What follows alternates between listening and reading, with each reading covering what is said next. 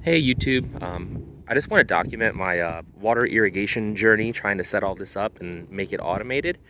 Um, Pretty much I want to get these 4 garden beds automatically watered every morning, and I'm not much of a morning person. I'm not going to get up at 6 a.m. to water them, and I'm not really looking forward to doing manual watering for like 20 minutes in the sun when it's 100 degrees in the summer. So now that it's cold, it's mid-March, I figured I would try to set this up and have some fun while I'm doing it. So I'll kind of walk you through the kit that I used, my process, some diagrams, and maybe you guys can use this as inspiration for your own setups. Thanks. Hey everybody, I just made a simple diagram for the water system. The yellow are the raised beds, the pink is my spigot, the green is the garden hose, the red is the garden hose timer with 2 outlets controlling both of these turquoise water lines. And then last but not least, we have the orange, which is where I plan on putting the spray nozzles. Pretty simple setup, but it's always a good idea to diagram it out. In terms of materials, it's not too heavy. I ended up getting 2 of these 50-foot water irrigation kits. I'm not affiliated with these people, just wanted to kind of share this whole thing. Then I found a really good deal on Amazon to get this 2-outlet automated water timer. It's for garden hoses. It was 10 bucks, which is kind of a steal. I'm using a couple landscape staples, a little bit of 3/4 PVC pipe, and some tube straps here, but this part is actually optional. And then I'm also using some eyelet screws and some pallet wood just to make some stakes. And of course some zip ties. So I'll kind of show you how this all ties together now. The first thing I did is I made sure that 50 feet of line was going to be sufficient for my needs. So you see this orange string here happens to be 50 feet, and I just ran it. I didn't want to bridge it across because it'd be difficult to walk through. So you do that U shape and kind of just hugged the route. And I saw that it did give me enough a distance to get to this point. So that was good. And I know this will work over here because that's a shorter distance than the outer run. So first things first, the distance is good. What you really want to do next is get your black tube, get it out in the sun. It kind of loosens up and it's not so coiled if you let it out in the sun for a few minutes.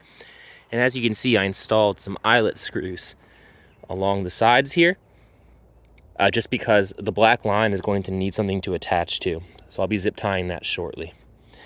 Something else I decided to do is I have kids and I was worried they were going to kind of crush the line. So I buried the black line under here inside of a PVC pipe. Just put some mulch over it, but now I'm like 200 pounds, and if you step on this, you can't even tell that the tube is there, and there's no way that you're gonna crush it. So for an extra like 15 bucks a PVC pipe, you really protect your lines. And then I used those U-shaped clamps with some landscape staples to keep it down. More eyelet screws here. And then I really struggled with how am I going to get this line attached to these like cinder block beds. I ultimately ended up just nailing down some stakes, added some pallets, and then drilling holes in all the stakes. So in every corner, I've got stakes. They're about 14 to 16 inches long, and I just hit them down with a mallet.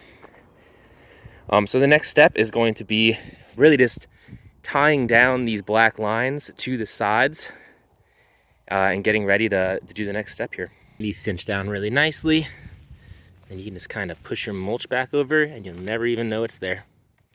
All right, so now all the PVC is buried. And I think what I'm gonna do is I'm gonna start on this side here, and I'm gonna loosely zip tie them to the anchor points. I don't wanna really cinch it down yet until I've kind of figured out how the slack is gonna work, whether I'm gonna have any excess. So time to zip tie.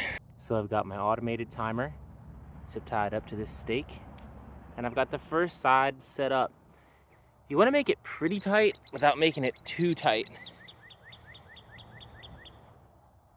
You don't want these corners to be cut too tight either, like bent too much, or else you're going to kink your hose, obviously. I added an eyelet down there just to make it hug. Hi, wifey.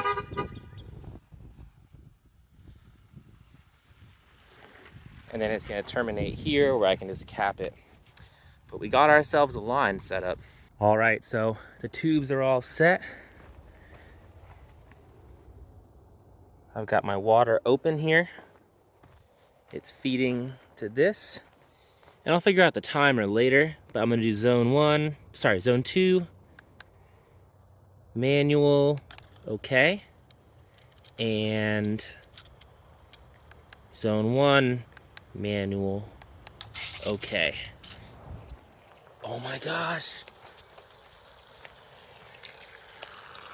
Water in the one zone, water in the other zone.